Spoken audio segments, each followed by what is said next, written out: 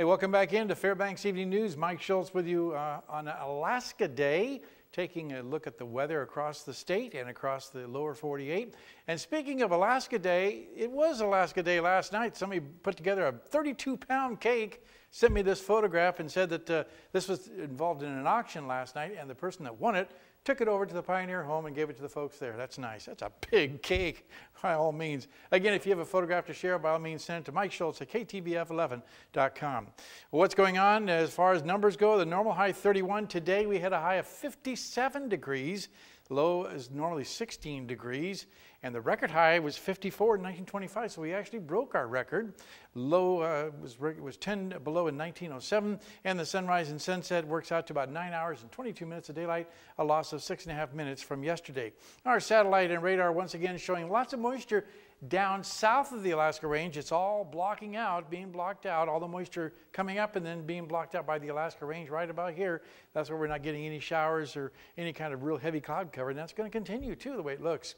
Elsewhere across the state, it looks like this. Showers around Kodiak Island and Cold Bay, also some showers around Juneau, and then the rest of the state looking like mainly cloudy skies and cool temperatures up in the North Slope, 35 at Barrow, 41 at Fort Yukon, also 41 at Nome. In the lower 48 tonight, looking at Pacific Northwest, looking at mainly scattered clouds there, some rain moving back in across the central and northern plains, more rain across the deep south too.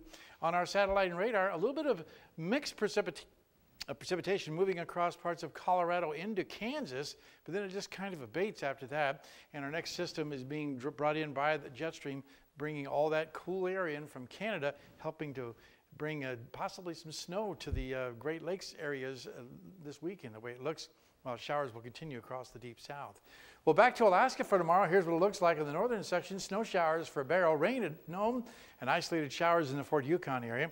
Here in the interior, once again, we have winds, very strong winds, gusting to 70 miles an hour in the passes and around the Delta Junction area, so keep that in mind.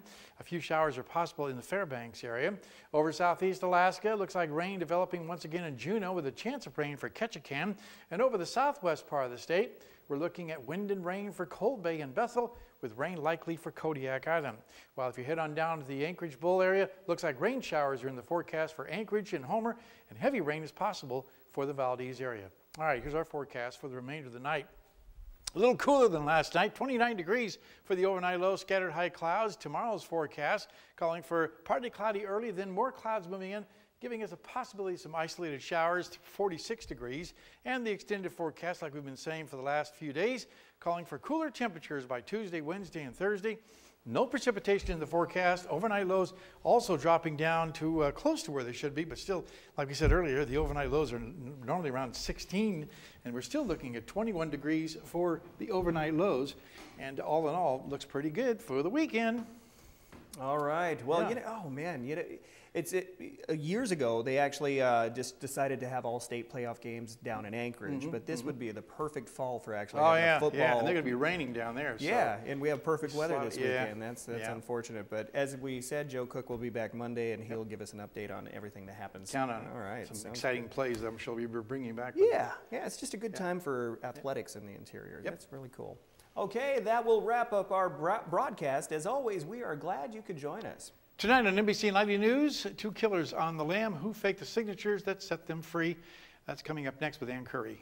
Okay, be sure and check us out online at webcenter11.com and Twitter and Facebook. Remember, the only weekend newscast and sportscast come your way tomorrow in the Fairbanks Evening News and News Center Final. Have a good night. Good night.